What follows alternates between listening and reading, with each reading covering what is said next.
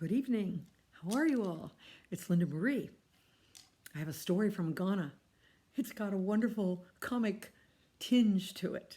It's called Yundi Goes to Town. But before that, I wanted to mention this wonderful cardboard set behind me. This was drawn and painted by Sue McCain and her students at Meadowfield School a couple years ago when I needed a sound booth for music people to hide behind as we did our performance. So Sue found a wonderful series of pictures of Ndebele art. That's spelled Ndbele, Ndebele. And in South Africa, these wonderful geometrics are what people use in color to decorate their homes. I'm very happy to have it. It's fun to perform in front of it. And so, Yundi goes to town. In the country of Akim, far from any ocean, in the mountains, nestled a village. And in that village, there lived a man, and his name was Yundi. Now, Yundi was like many of the young hunters and fishermen in his town.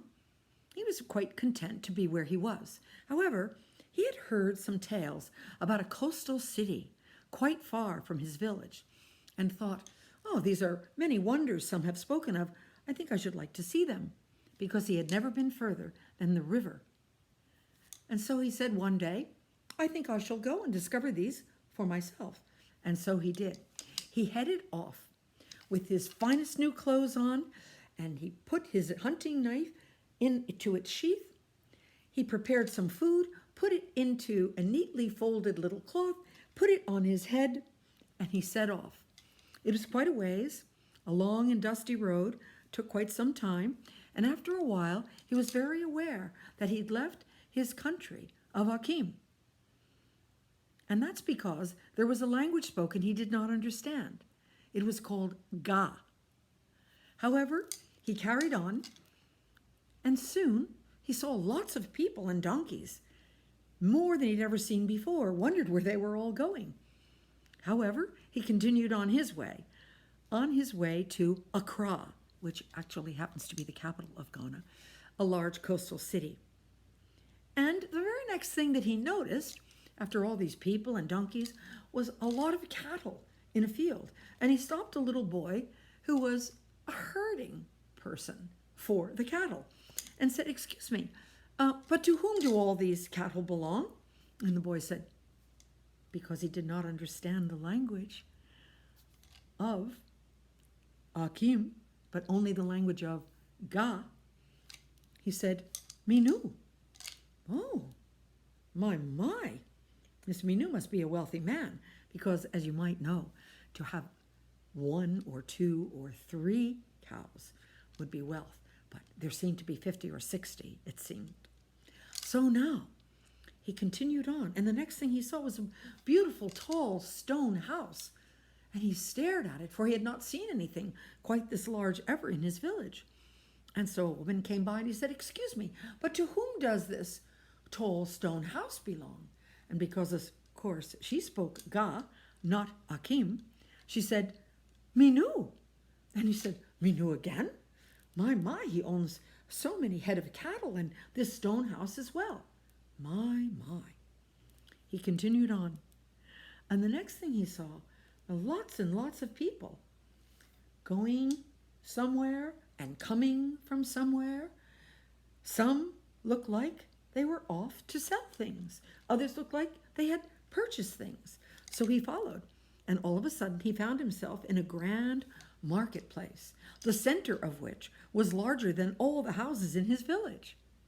And so he looked about and saw the things that were quite rare in his village: iron pots and spoons, piles of colorful spices, and all sorts of copper items.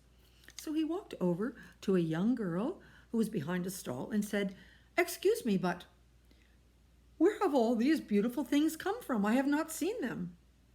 And of course, the girl, who did not understand him, smiled and said, Minu. And he said, Minu again?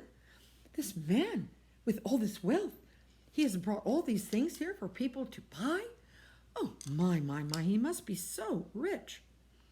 By and by, he continued on his way. And the next thing, after the market, he was close to the very edge of the coast, and he saw all these little fishing boats, but they had sails on them. He had not seen fishing boats with sails. And so he said to a fisherman on the bank, "Excuse me, but to whom do all these boats belong?" "Minou," said the man. "Minou again?" and further I see a large iron cargo ship. "Wait, also Minou?" And the man said, "Minou."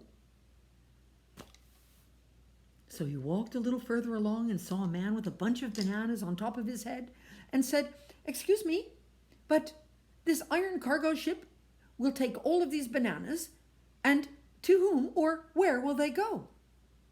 And the man looked and said, "Minou. Ah, Minou is everywhere. He owns everything. He eats everything. Oh, to be so wealthy. My. So he continued on down into the city of Accra, conducted his business, found some food, put it into his little cloth, covered it up, put it on his head, and set off back for home. And on the way, he could not imagine, my, a man of such wealth. I wonder how he came by this. And then in the distance, he noticed a procession. And he got up close to the procession, and he saw, in fact, that it was a funeral. Women trailing and mourning and moaning loudly, and a coffin borne by 8 men. And he got even closer, and he put himself into the crowd and said to one of the mourners, "Excuse me, but who is it that has died, that has such a grand funeral?" Woman said, "Minou." He said, "Minou? Minou is dead? Such a grand man of wealth that my village has never ever heard of? This man is dead and is being borne to his grave as an ordinary man in an ordinary procession to be in the ground. Oh, poor Minou." As he walked home, he thought even more sadly, poor Minou. And that is the story, my friends, of Yundi Goes to Town. Did you get the humor in that? More to the point, did you understand Minou? Good night now.